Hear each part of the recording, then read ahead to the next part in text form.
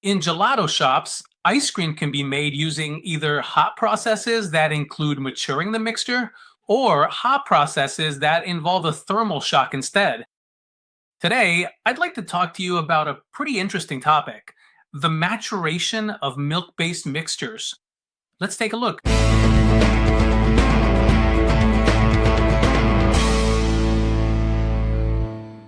First of all, the mixtures prepared in gelato shops for milk based gelato, which are usually made using a hot process, can be made either through a system of pasteurization, maturation, and then subsequent churning, or through a thermal shock system, meaning the mixture is heated and immediately churned, often in the same machine.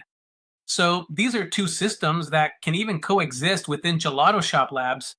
What is the purpose of maturing the mixture once I've pasteurized it and cooled it down to 4 degrees? The maturation process is simply a resting period that allows certain ingredients in our recipe to hydrate over a longer or shorter period of time. First of all, when I add stabilizers, which can be flours like locust bean gum, guar gum, or other types of stabilizers, since I add them in solid form, meaning as powders, they need time to hydrate. This hydration takes place during the pasteurization period, but it is especially completed during a resting phase at 4 degrees Celsius, which is the maturation stage. But maturation isn't just for hydrating solid substances like powdered milk, proteins, or, for example, the fibers in cocoa when making chocolate.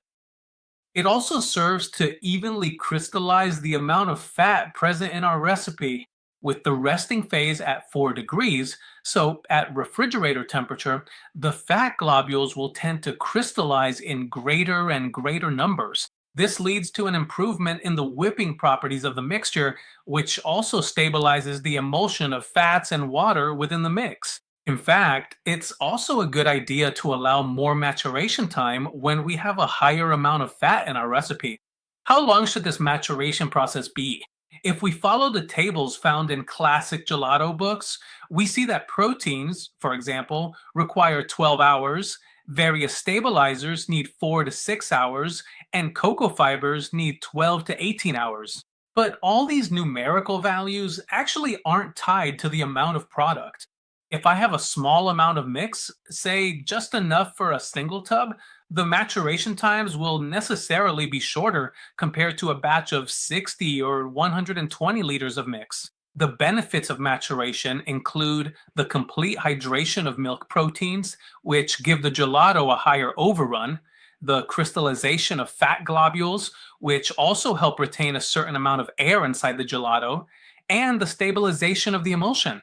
However, this doesn't mean that the thermal shock system, meaning without maturation, can't still give us a product that is aerated and structurally stable, because it all depends on how the recipe is formulated.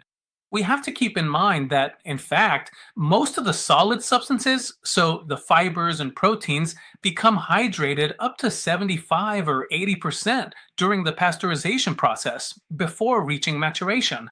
And so during maturation, we have the final phase. But obviously, since there is a smaller amount of free water, because in the meantime, most of the dry product has already become hydrated and has therefore absorbed most of the free water, as the free water keeps decreasing, the total hydration time for the solid substances naturally gets longer. This also means that there's a fairly limited amount of solids that haven't become hydrated. When creating my recipe, if I use thermal shock, I can also use stabilizers that help me achieve a better structure. Secondly, I can possibly increase the amount of protein so that the quantity of hydrated proteins is practically the same as what I would get by letting them mature using a different method. Then it's also true that the technology related to the batch freezers, meaning the machines that handle this kind of process, has an impact as well. In fact, batch freezers that use thermal shock are specifically designed to create this thermal shock,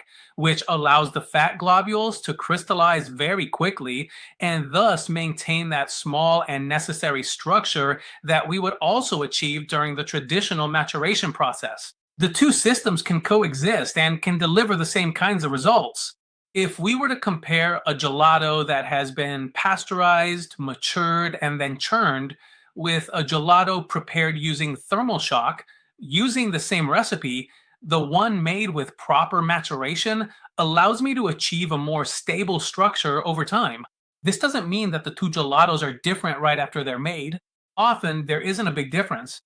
The difference becomes noticeable after 1 or 2 days from production because the structure of the fat globules and the proteins, which have become well hydrated, and therefore the better stabilization of the structure thanks to maturation, allows us to have a longer shelf life, always from a structural point of view. Then, of course, you always have to evaluate each recipe individually. You should run tests on identical recipes using both systems to see over time in the same refrigeration unit, in the same spot in the display case or counter, what happens after 1, 2, or 3 days. Do you know what happens from a physical standpoint during the churning of gelato? We'll take a look at that in the next video.